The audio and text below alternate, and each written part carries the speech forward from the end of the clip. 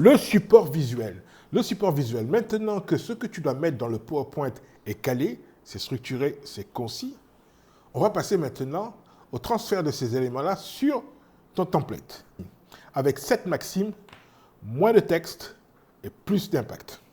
Il faut savoir que si ton audience passe son temps à lire tes slides, il ne t'écoute plus. Une présentation PowerPoint, ce n'est pas un prompteur.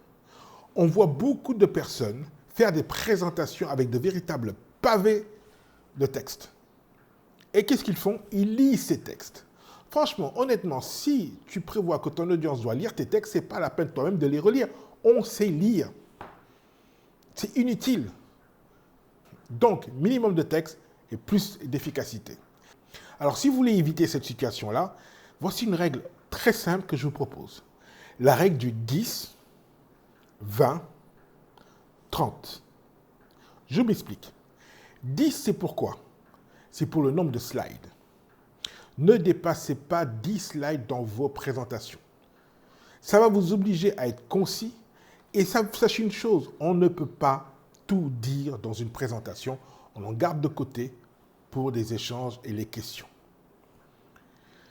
10 slides pour 20 minutes, c'est le chiffre 20.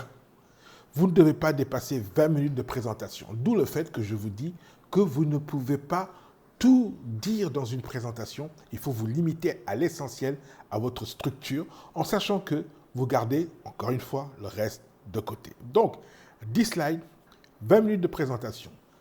30, c'est pourquoi? C'est pour la taille minimum de police. Ayez pitié de ceux qui ne voient pas bien. Ayez pitié de ceux qui sont au fond de la salle. Certes, c'est vrai que sur votre écran, ça vous paraît très grand, mais quand vous irez dans la salle, vous allez voir que c'est juste ce qu'il faut pour permettre à toutes les personnes, aussi bien qui sont proches de l'écran ou qui sont au fond, de pouvoir lire correctement votre PowerPoint.